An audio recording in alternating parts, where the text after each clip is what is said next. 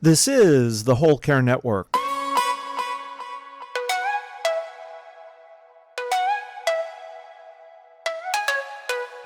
Helping you tell your story one podcast at a time. Content presented in the following podcast is for information purposes only. Views and opinions expressed in this podcast are solely those of the host and guest and may not represent the views and opinions of the Whole Care Network. Always consult with your physician for any medical advice, and always consult with your attorney for any legal advice. And thank you for listening to the Whole Care Network.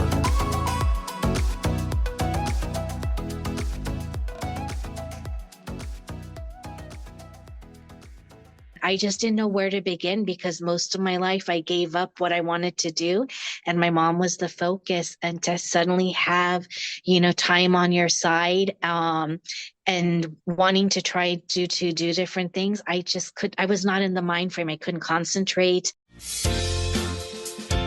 Caring for aging parents or other loved ones while working, raising children, and trying to live your own life? Wondering how to find the time for your personal health and happiness? Well, you're in the right place. Welcome to the Happy Healthy Caregiver podcast, the show where real family caregivers share how to be happy and healthy while caring for others. Now, here's your host, family caregiver and certified caregiving consultant, Elizabeth Miller. Hello, everyone. Thanks for tuning in to the Happy Healthy Caregiver podcast, which is part of the Whole Care Network. If this is your first time listening, welcome. This is a show produced bi-weekly to help family caregivers integrate self-care and caregiving into their lives. Each episode has an accompanying show notes page, so if you'd like more details about the topics, products, and resources we speak about, or to see the related photos, you'll find the show notes by going onto the website, happyhealthycaregiver.com, and underneath the podcast menu, click the image or episode number for today's show. The link is also in your podcast episode's description. Do you know about WCN University? It's a digital course library for family caregivers. My first course is available called 6 Steps to Infusing Self-Care in Your Caregiving Life. There are also a ton of other courses in a variety of different topics. Search and select in the WCN University Library for what is most helpful to you right now. Learn more at www.wcnuniversity.com.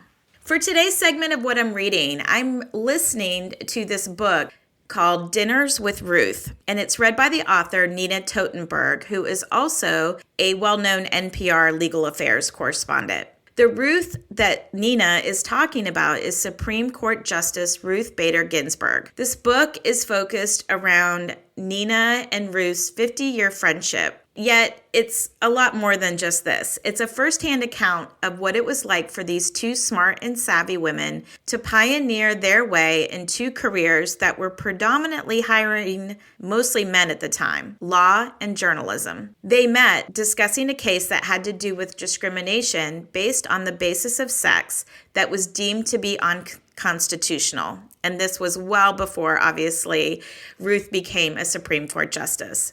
Many would credit these two women for paving the way for future generations of women by tearing down professional and legal barriers. It's a memoir of this and the power of their friendship. They were there for each other also during messy life events, such as death and illness, and of course, personal joys too. There's definitely a caregiving component in this book. I'm enjoying getting to know the portraits of these two fascinating women in our modern history. They met in 1971, which was the year I was born, and it's amazing to realize how much has changed and evolved in my lifetime.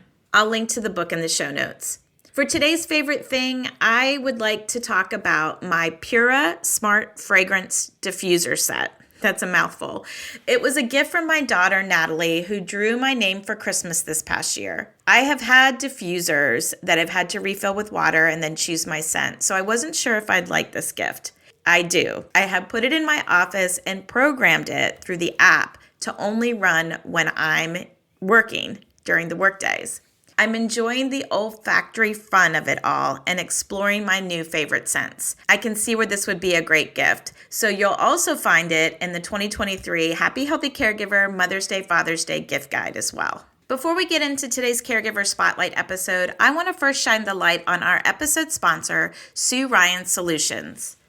Sue Ryan has taken her 40 years of experience as a family caregiver in parallel with her professional career and other life roles to guide you on your entire caregiving journey. Her goal of the Caregiver's Journey online course is to move you from feeling frustrated, overwhelmed, and frightened to confident, balanced, and supported. The Caregiver's Journey online course offers valuable insight, wish I would have known tips, and real stories.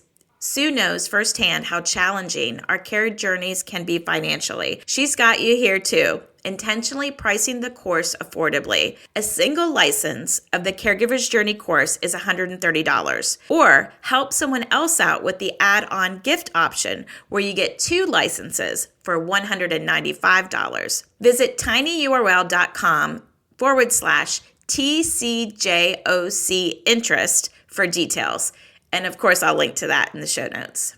Let's meet today's caregiver in the spotlight, Usha Tewari. Usha Tewari was born and raised in Orlando, Florida. She's a constituent advocate and community engager with over 17 years of experience working for elected officials at the federal and local level. While working full-time, Usha was her mom's primary caregiver until December 2021 when her mom passed away from end-stage dementia. In this episode, we talk about how videos helped correct mom's diagnosis, how Usha managed to work full-time while caring for her mom, what relieved her caregiver and grief burnout, and what Usha is doing about impacting positive changes in Florida, her South Asian culture, and beyond.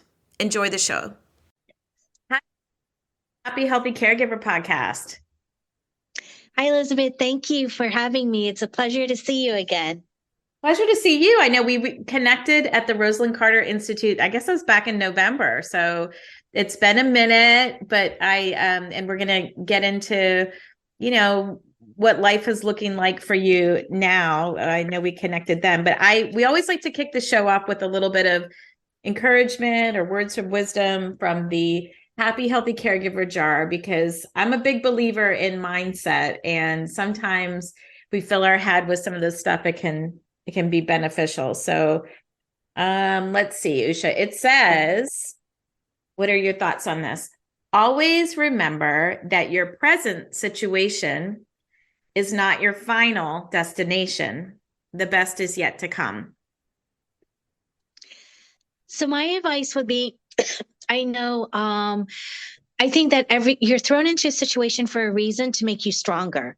I'm a firm believer in that whatever challenges you see, don't take it as a negative, to make a positive out of it and continue to grow.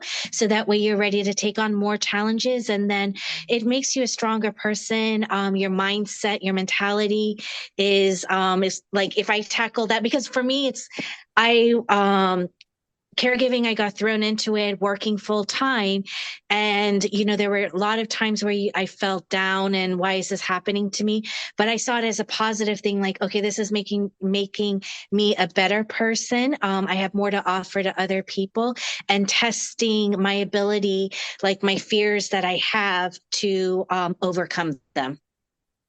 Yeah, it's people would be, sometimes I would say I wouldn't trade it for the world, and people kind of look at me funny, and I'm like, no, it's changed. Caregiving has changed who I am in positive ways. And it's also, changed my career. It's, I've had these amazing connections with people, and it's good soul work. Like, you feel like you're making a difference in people's life, and that the experience of going through some of that really hard stuff, the hardest season of my life, I don't know if it's been the hardest season of your life, but it makes you a better person, and it makes you who you are, and you feel like you didn't go through this experience for naught, that you can pay it forward and make someone's life a little bit less difficult or easier.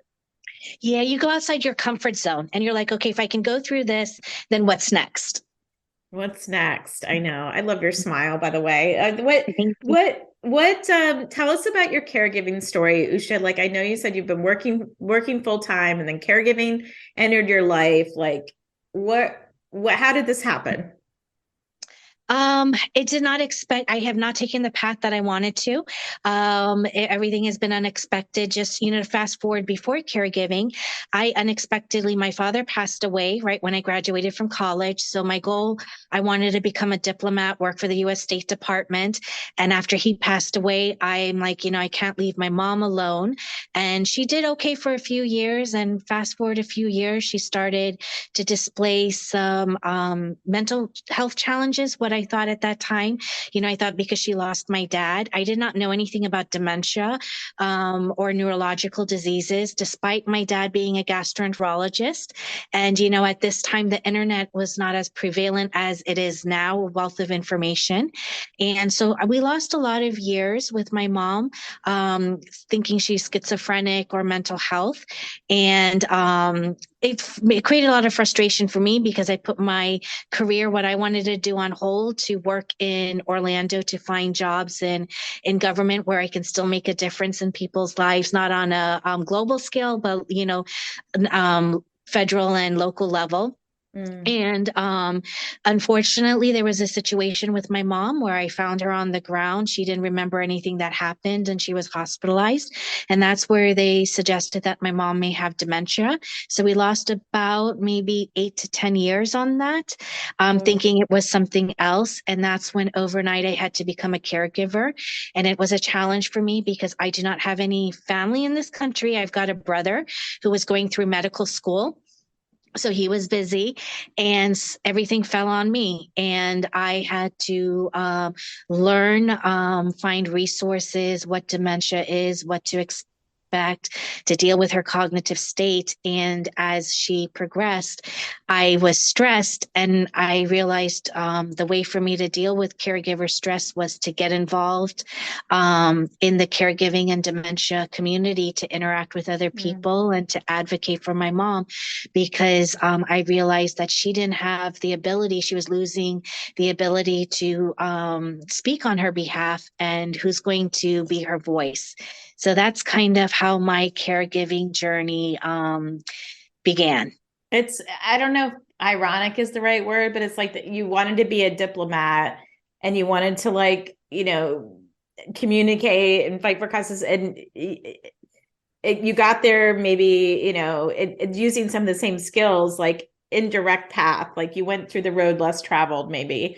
But I do feel like you're using a lot of those skills. Is it common, Usha, for people to be misdiagnosed with mental illness or instead of dementia? Like, is that a common thing that happens? I'm not sure now because, back about 10, 12 years ago, like I said, there wasn't so much talk about cognitive decline, dementia, Alzheimer's. I think just in the last maybe 3 to 5 years, there's people are more aware of it and talking about it more. Maybe there, to a certain extent, I think there is a cultural taboo, talking about cognitive decline. But I think, I became involved with the Alzheimer's Association as a volunteer, their advocacy group. And my first trip to Washington, D.C. could have been 5 years ago. And, you were explaining what dementia, what Alzheimer's is to the legislative staff or the elected officials. And then just maybe 2-3 years ago, it's to the point where the legislative team is like, I've got a grandmother, I've got a parent. So someone is affected by it and the awareness is there. That's good. Then we can get to the heart of the matter. Well, you're a first generation Indian American. So how has your South Asian culture influenced your caregiving role? It to a certain extent, I would say is challenging in this because people did not know what dementia was, or is, especially a few years ago. Everyone associates it as a memory issue. Will she remember me? There were, some people who were hesitant to talk to her or interact with her because they didn't know what to expect. So I think that, from that point of view, that motivated me more to be a bit vocal in the South Asian community to let, individuals know that this is not about them. This is about the individual. And, education is important. important. I think also maybe from a cultural perspective, my mom had a lot of hospitalizations. So there were some cultural challenges in the sense that my mom didn't feel comfortable around male nurses initially. And, she wouldn't be open to going to the doctor. She's like, oh, I'm in good health. I'm in good health. So I think we also lost time with that by not scheduling, yearly annual exams. In our community, a lot of people are like, if they're walking and talking, then they think they're fine. So, the importance of getting an annual exam is important. But I think that also with caregiving, a lot of the responsibilities fall on one sibling. I'm sure it's like that in all cultures, but either the male or the female, so takes full responsibility. But I think the main thing culturally that's slowly we're trying to. I'm trying to. It's my pet passion is create awareness in the communities and let people know that it's okay if your loved one is diagnosed and provide the appropriate resources necessary. And, those who are caregivers, they don't need to internalize things or be ashamed of what they're going through. It's okay to talk and seek support. You're hitting all my buttons for sure. Is it in your culture, the South Asian culture, is it predominantly an expectation that the women take on the role of caregiving and, that it's part of just what you do? I think times are changing, fortunately. I know some Indians, South Asians who are male caregivers, who are making sacrifices in their careers. So I think, a lot of it depends on the upbringing. A lot of it depends on the individual family. Obviously, a lot falls on the females, from the taking care, especially taking care of another female individual, it comes time to bathing and, cooking and those types of things. But I would say, fortunately, times are changing. And since I've been an advocate in this area, I've had quite a few South Asian male caregivers reach out to me asking for resources because they're trying to balance their careers and care for a loved one. Yeah. Yeah. I know one of the big, Asian influences in the caregiving space is Richard Louis. Like we got to hear him speak and I've had the pleasure of having him on the podcast before. And I love that he's kind of changing what that face of caregiving looks like, and that, such a high profile person that's had caregiving impact his life. Well, you have also worked full time while you were caring for your mom and trying to navigate all of these things that was happening. I'm like, how was that even doable for you? Like, what if there's working caregivers out there listening? They're like, I'm trying to work and keep my head above water. What were some of the things, the systems that you put in place, the tips that you have that made it work for you? Elizabeth, I think about that every day. I don't know how I did it. I honestly don't, because I was running two departments, managing, and a lot of this, where I work in government was new to me. So adapting to that, the environment also to a certain extent was very challenging. I was working 7 days a week, being in, outreach and evenings and balancing my mom. So I really don't know how I did it. I think that's the reason this past year I've just had to take a mental break and reflect on things. But what I did was, rather than and I could not quit my job. That was not an option because I provided for my mom financially as well. I didn't have any financial support. So I basically have wiped out my savings to care for my mom. She was my priority. So I'm working to rebuild that. But, some mechanisms I put in place, I had to think positively. I did everything, for my mom. I fortunately live and worked close by. So what I did initially, and I kept through it until I got someone to help for a few hours a week, was I had cameras in my place. So that way I could see, okay, if my mom's in the bathroom for a long time, not coming out, what's happened. Also, at that time we sold our house. So I lived in a secured building in downtown where there were security guards. So I had a great rapport with the building. If I saw on the camera my mom fell down, I would call security to check up on her to make sure she was okay. And if there was a situation, to call 911 until I got there. And Wow. I was constantly, looking at my camera in between meetings and stuff whenever I got a chance. Sometimes if I had to go home during lunch, I would do that. And I also I had some great help who came, who started out initially just a few times a week, but I found them. I was fortunate enough that when the home health came to take care of my mom, when she was discharged from the hospital, I would ask questions with the therapist and asked if anyone was looking for work on the side or if they knew anyone. And that's how I got connected with the help who helped me. So there was a sense of relief. And that's essentially how I survived working and caring for my mom. I think once COVID hit, that was a different story. My mom started to gradually decline. COVID, in a way, was a blessing in disguise because I spent more time with my mom. I was more aware of what was happening, especially when home health was there for therapy. But what I had to end up doing was I asked the doctor, her primary care physician, to write a prescription for a hospital bed. So that way, if I knew I was out of the house for 3-4 hours, I would put her in the hospital bed. That way it risked minimize her falls or any or her wandering off and stuff. And I would also turn off the breakers on the stove. I would only, I would keep the lights on. That way she wasn't tempted to cook and forget. So that was my daily routine. Before I left, turn off the breakers, turn them on for cooking. Initially, I got a lot of yelling and she was upset with me, but that gradually changed. Yeah, you knew you had to do what you were doing to keep her safe. So interesting, like you never think about the security guard in your building being a part of your care team.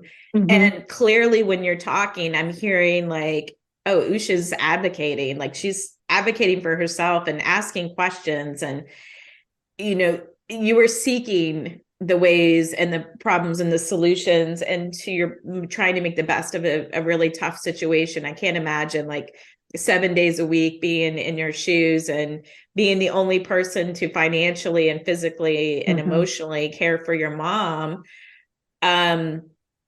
You had to been running on adrenaline. Like when I met you in November, I think you kind of knew that you were, your mom had since passed away. And I think you had finally like taken a big breath, and you had, like you said, you had to step back a little bit and just find yourself again. Like talk about that a little bit, like how that, I think that was maybe unexpected for you, that, you're grieving, obviously, your mom and you're missing her. But I think that whole like exhaustion, I don't know, how would you describe it? It was exhaustion. It was brain fog. I think also my mom passed. I wasn't expecting her to pass so suddenly, I think in the back of my mind, or I wasn't ready. Like I said, fortunately with my dad being a doctor, I'm familiar and comfortable communicating with physicians. And I think they were trying to tell me to be prepared, but I was not. I was selective listening. And I think I was also fearing that, I've lost my dad and I'm about to lose my mom, that I'm going to be alone in this world. And, that anxiety was building up as well. And when my father passed away, I was not home when it happened. He had a massive heart attack. So I had stepped out of the house. I came home and it felt like he was on vacation. But, with someone passing who had dementia, it was like a slow death sentence, for the caregiver and for the individual. So I just developed a lot of anxiety that I never had. And I realized I was starting to get depressed because my life, I had to rediscover who I was. I went back to work, within 3 weeks just to stay busy. And I realized that wasn't helping me because when I was at home in my place, I was always used to being go, go, go, caring for my mom. And I didn't have that anymore, that I was just feeling lost. And I was letting everything just get out of control. My health was getting out of control. I started to put on a lot of weight, got to the point that I didn't feel comfortable in my clothes. that I didn't want to go out. And then, sometimes individuals will say the wrong thing and I would become emotional, that would trigger. And I just didn't know where to begin because most of my life I gave up what I wanted to do. And my mom was the focus. And to suddenly have, time on your side, and wanting to try to do different things, I was not in the mind frame. I couldn't concentrate. I felt like, you were talked about my smile. A lot of people comment on that. I just didn't feel like smiling. I didn't want to be around anyone. It was just it was a very difficult journey. And I did reach out for counseling. I reached out to, hospice. I reached out to hospice for counseling. And then I reached out to my work, and asked them that I think I need support, to get through this. And I reached out to a family friend as well, who is a psychologist, because I was desperate. I didn't want to spiral out of control and be in a worse state than I was. And I think after the Rosalind Carter Institute, when I met you, I came home that week and I was wiped out. I went to work the next day and I said, I can't do this anymore. And I need to take a rest and I'm not doing justice to myself. And what I did was a month later, I booked a trip to Paris. I actually lived in France for a year. I studied there when I was a junior, and I scheduled that for March. I went with my best friend just last month, and I said, you know what? I'm giving myself 3 months to get back on track health-wise, make some changes, and go to a city that I'm familiar with where I don't have to be a tourist and relive the good times when I was in college and try to enjoy life again. And that was the best thing that I did. I think, the first 4 months of my life this year, I'm a different person. I feel like I'm starting to get back to be my old self. I'm focused on more eating, healthier, because when you're a caregiver, it's just a struggle, survival. I put myself last. If it was too late to eat dinner, I'm like, oh, well, I'll just eat tomorrow breakfast or something. And you adopt unhealthy eating habits. Uber delivery becomes a little too convenient every day. And I'm starting to walk, getting back into biking. And I have that energy again to get back into advocacy. So it was a very tough journey, but it's something that I learned a lot about myself. And the emotional toll, the emotional side of being an individual. Yeah, I think it's important that you share this because it gives people a lot of hope. Not everybody, hopefully we catch people before they're burned out, but that's not always the case, right? Like that's very, like you were in survival mode. You were trying to figure out like just how to get it all working, and something had to give. And what would you say to yourself? Like, I guess, Usha, like, if you met somebody that was you, maybe the you version of yourself, like 3 or 4 years ago, like what would you tell this person? You have to be gentle on yourself, because I know I'm really harsh on myself. You have to be kind to yourself. I used to go to spin class a lot, and that was my way, my outlet. And then it got to the point I wasn't able to, but then I started to realize, okay, if I can go for a walk or do something for 10 minutes, it's okay. I don't need to be so hardcore on myself where you need to do this way or for this amount of time. Whatever little time you have, be grateful for it. I think also from a caregiver perspective, I saw what my mom went through. She has a lot of balance, she had a lot of balance issues and cognitive, and I don't want to go through that. I want to take charge of my health. She's a reminder to me, to take charge of your health, and whatever you can control, and whatever is in, God's destiny is out of your control. But if I can control, my weight, my lifestyle, I need to take charge of it to the best of my ability. Yes, well, that rings true for me as well. I mean, I watched my mom like slowly decline, not cognitively, but mobility wise for sure. And, the last 2 years of her life bedridden. And I was just like, oh my gosh, I'm so grateful that I can move my body and I can do these things. And this, looking at that and like, oh my gosh, you do have choices in the way that you can invest in yourself so that your future self will hopefully thank you. And yeah, I don't have a lot of good examples in my life of my family tree of people who are living a long time and living healthy. So I'm Mhm. hoping to break that cycle, and it sounds like you've got a Baby similar steps goal. help. Yeah, baby Yes. steps. Don't get, you can't go, you can't climb Mount Everest without any practice. It takes baby steps, and it same goes, for us, with our health and developing habits. It's so true. It's so true. You're back into your advocacy work, and so in 2019 you were Orlando Magazine. So your home is Orlando's Women of the Year for your dementia and caregiving advocacy efforts. And in 2022, recipient of Orange County Distinguished Asian American Award. So people are definitely noticing what you're doing, which is good. Like I think to that point, like we're normalizing the conversation and getting some of that out there. And then you have done your own stuff where you hosted a global virtual summit. Let's talk dementia and caregiving. #South Asian Speak. Like what were you hoping to accomplish with that? And I'm going to link to it in the show notes so people can go and see it. Yeah, what I was hoping, what I accomplished was to open the conversation, to create the awareness. What I did was, and I did all this, believe it or not, the final 6 months of my mom's life. So I don't, like I said, I don't know how I think, she kept me going, to do this. She passed away in December, and I held this forum in February. So like literally within 6 weeks. But what I wanted to do was I wanted to bring individuals initially of South Asian origin, whether they were caregivers. I had one individual who is living with dementia in England, one who specializes with dementia studies with South Asians in England.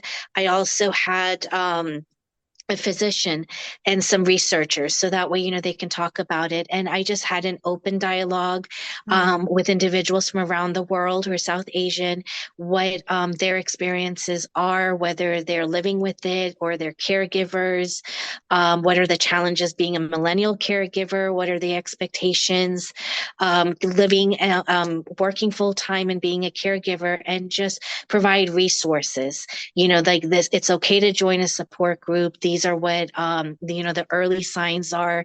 You need to have conversations with your doctor if you notice your loved one or yourself has cognitive health issues. So that's kind of how it started. And I was able to connect with a lot of people on a global scale.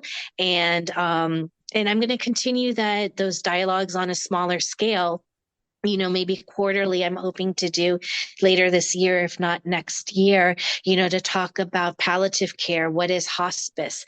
Because I was thrown into the situation about hospice, and I was strong about it, but there are a lot of misconceptions about what hospice is. And that was the best decision I made for my mom, because I know she was comfortable. So I want to take on these challenges, these topics that we're scared to talk about, and realize we're eventually going to have to live, and empower individuals with conversations and resources.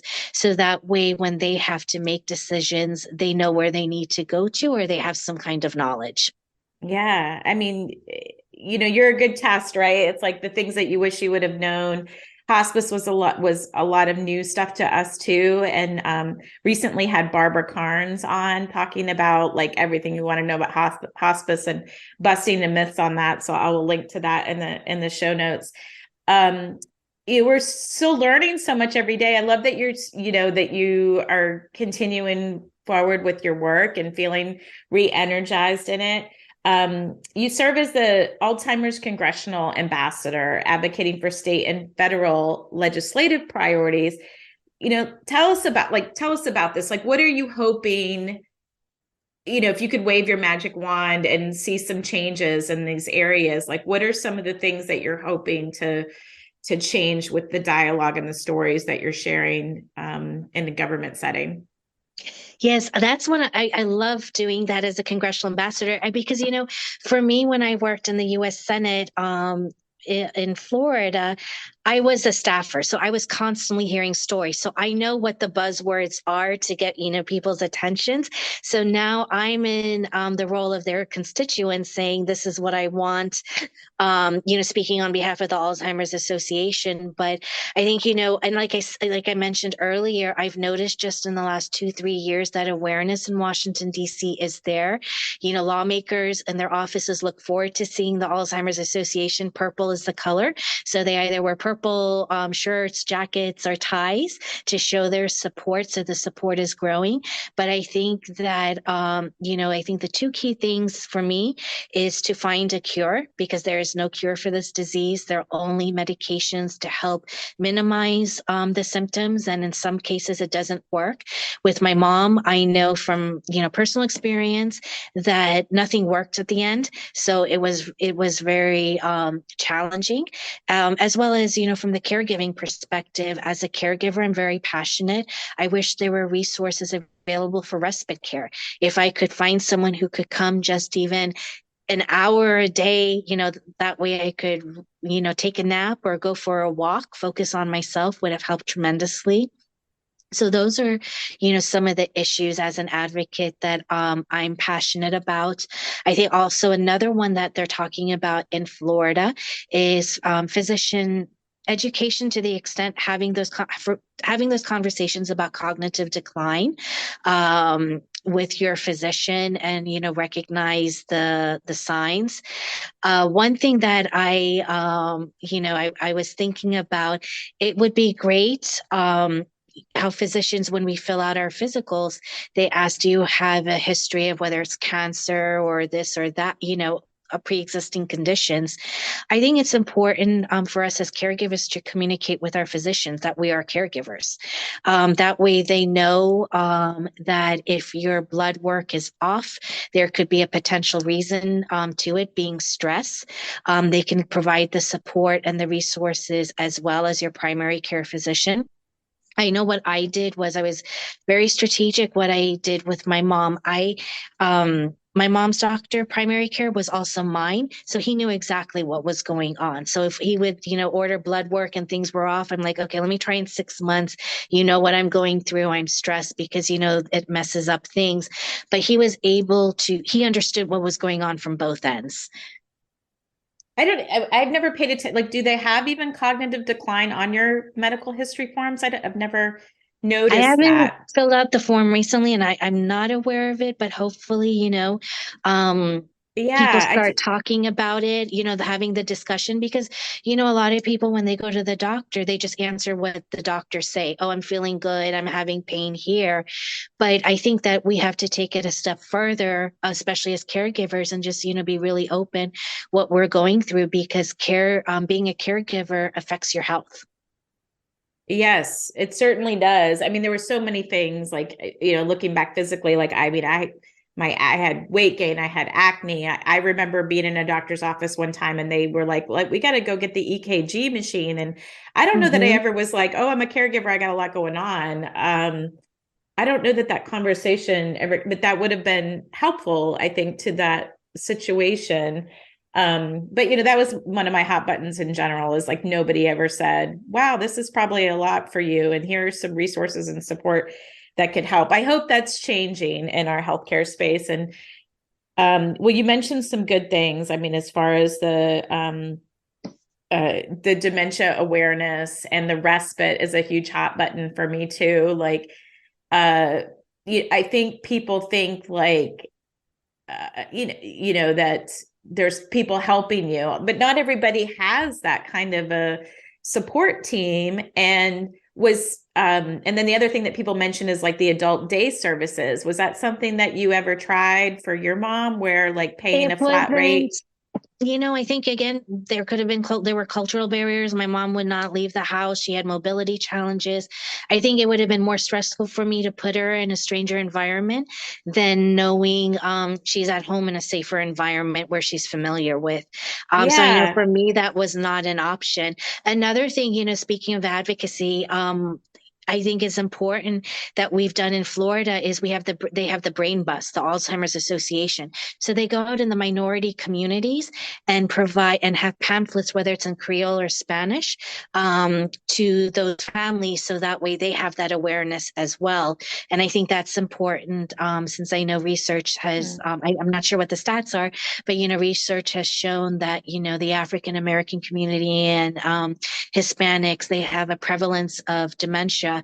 So that's another thing in Florida, that they've got the brain bus, and it's like a minivan with resources and meets with the various underserved communities as well.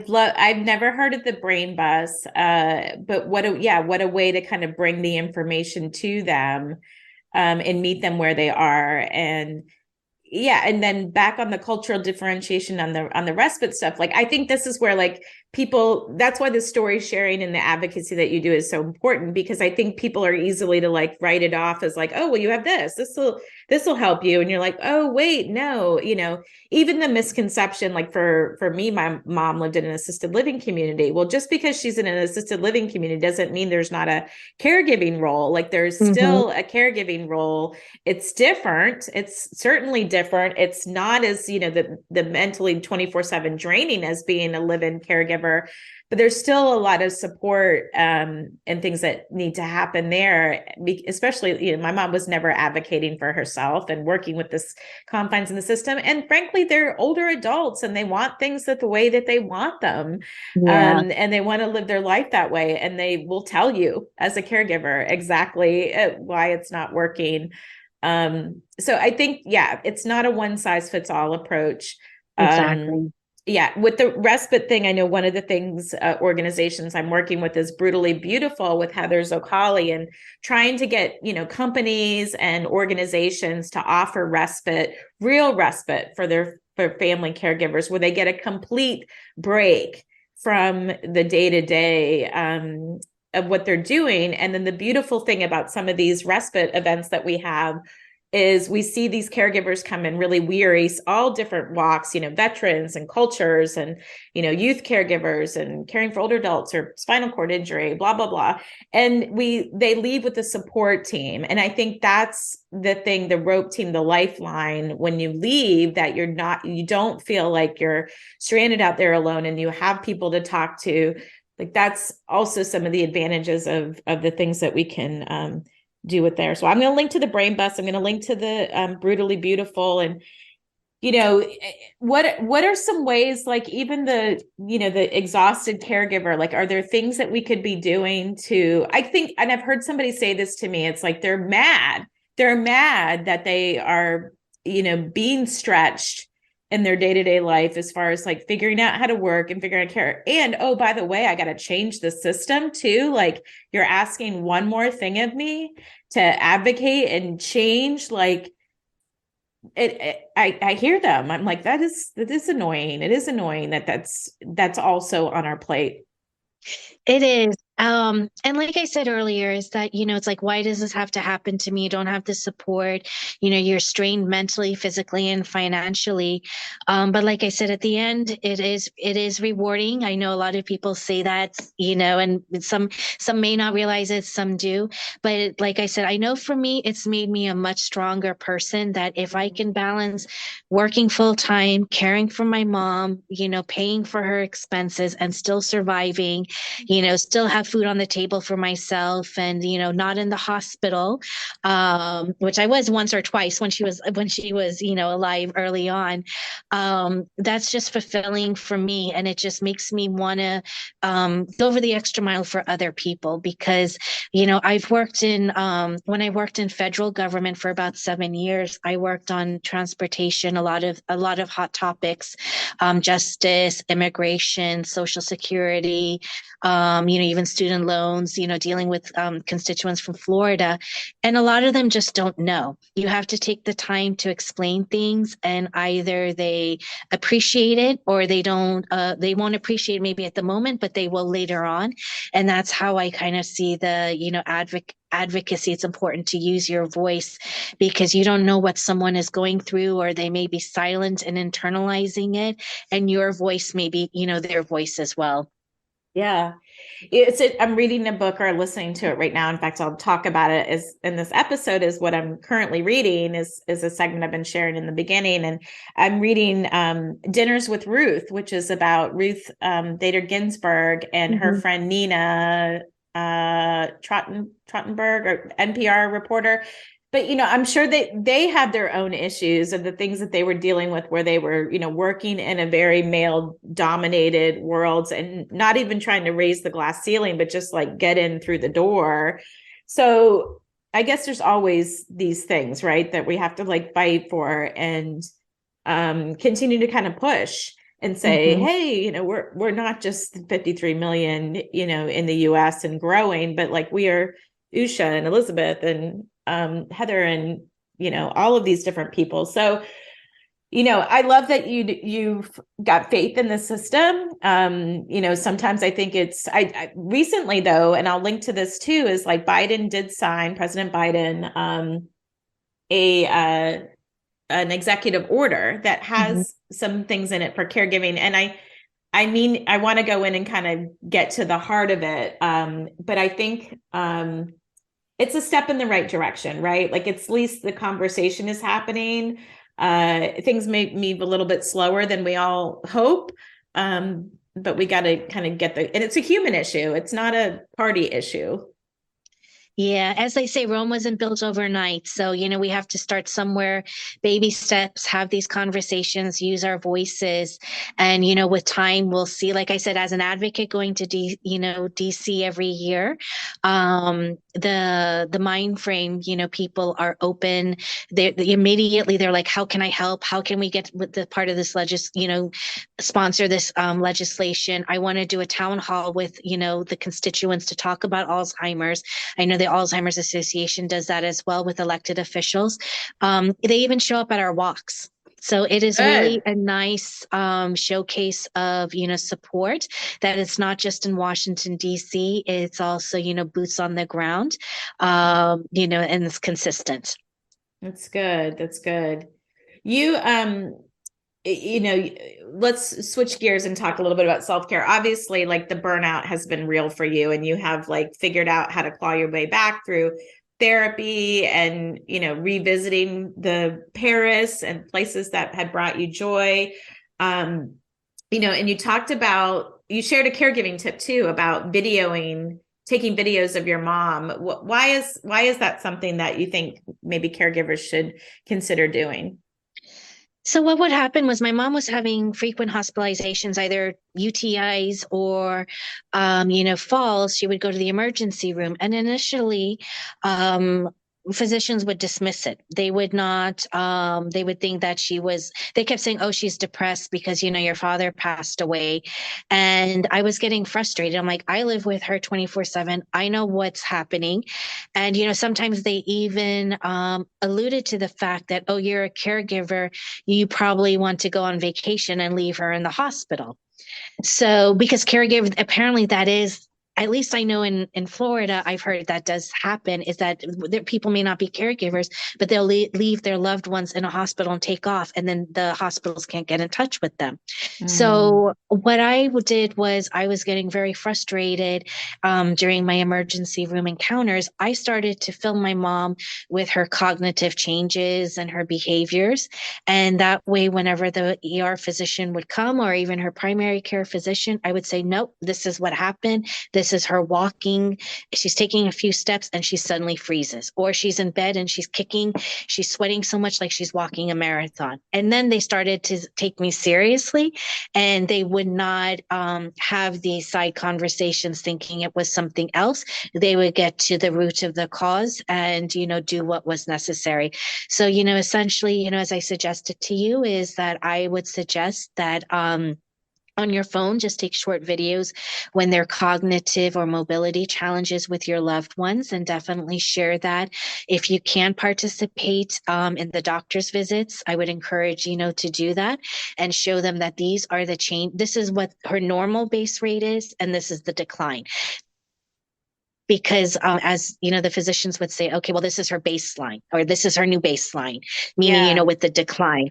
So, all this stuff was new, and it gave them a better picture of what was happening. And they appreciated that coming from a caregiver, because they spent more time trying to understand, as well as be compassionate. Yeah. As you're saying that, I'm thinking like, I wish we had a baseline, right? The family caregivers, like, oh, this was my baseline before caregiving, and now I'm like way over here. So you Yeah. can see this disconnect of like old Elizabeth and caregiving Elizabeth and Usha. So maybe we take videos of us too, so we don't get Exactly. Or keep a journal. I mean, I typed everything out, and I would bring it with me to the hospital visits, or send it over before. I would send it to, the office staff, and that way they had time to review. But I think, when they see that you take these types of notes, and, you go the extra mile, it really, they have your, attention. Yes, yes.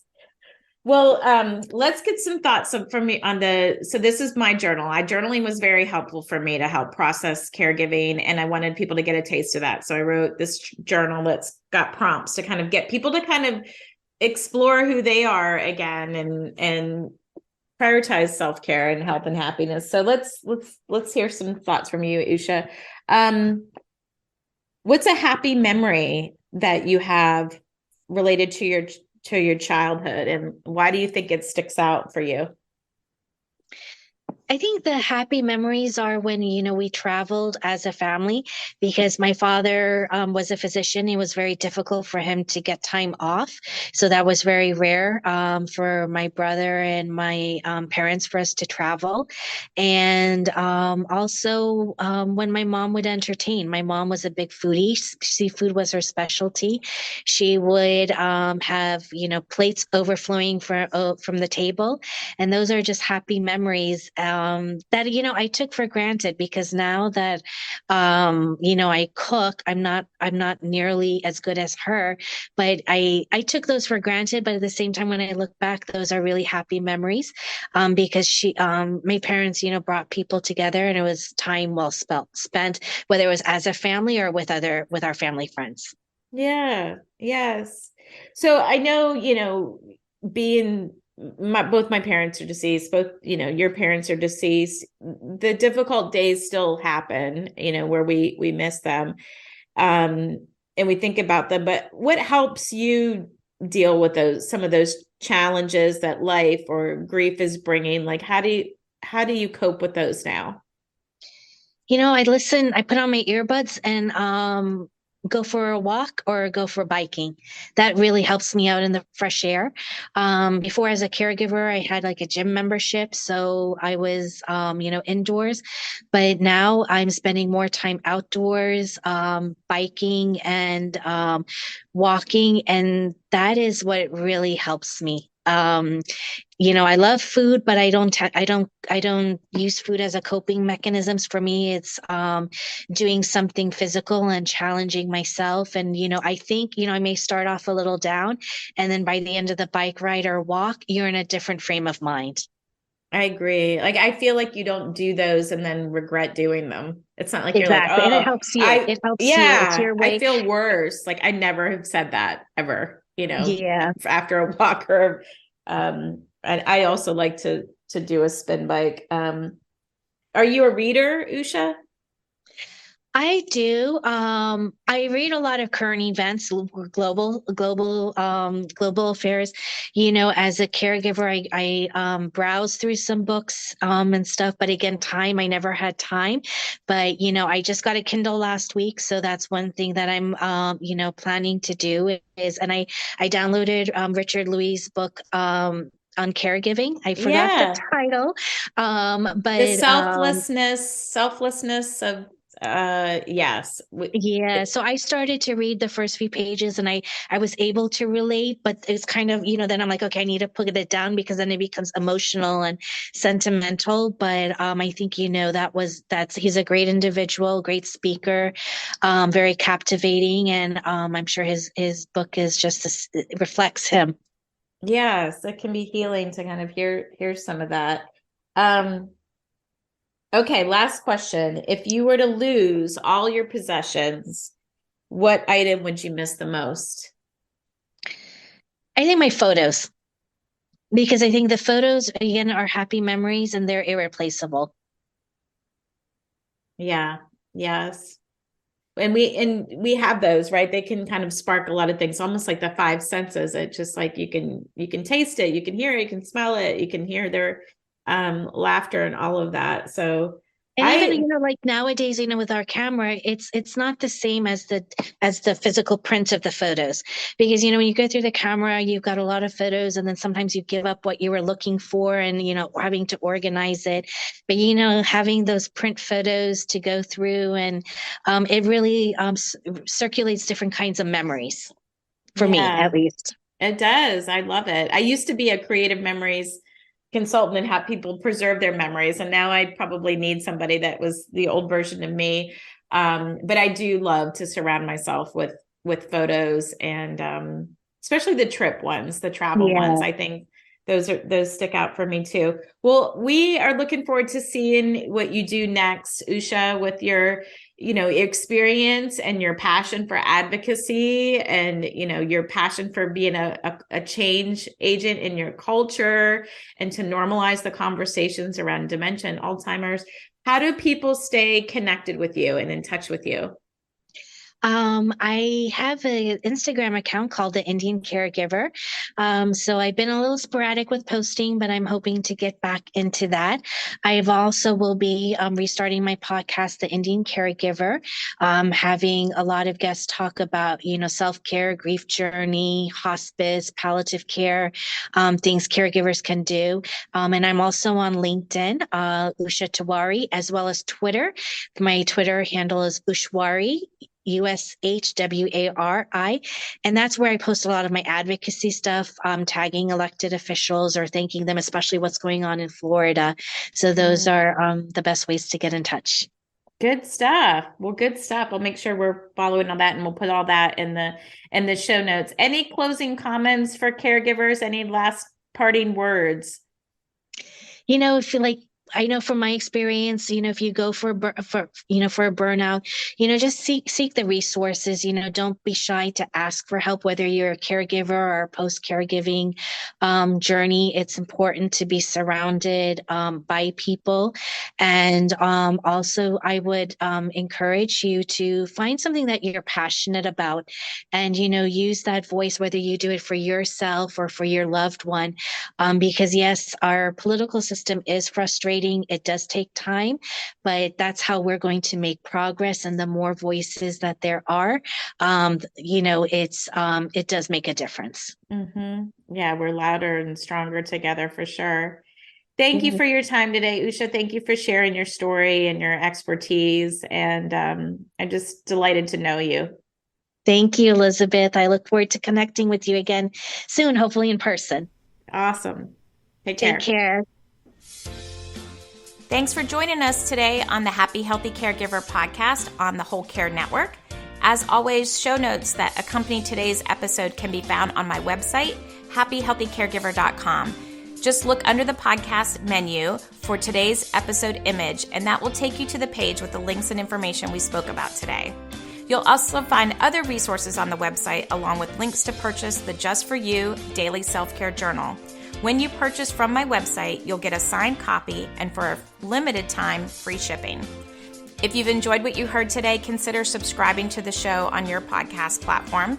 It really helps other family caregivers find the podcast, and you'll automatically receive our bi-weekly shows in your podcast listening queue.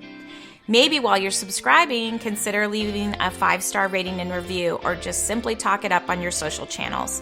Let's stay connected. I'm on Instagram and Facebook as Happy Healthy Caregiver. And until we meet again, please take care of you.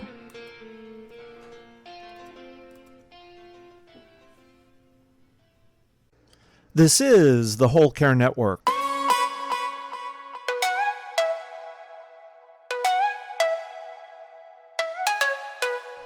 Helping you tell your story one podcast at a time.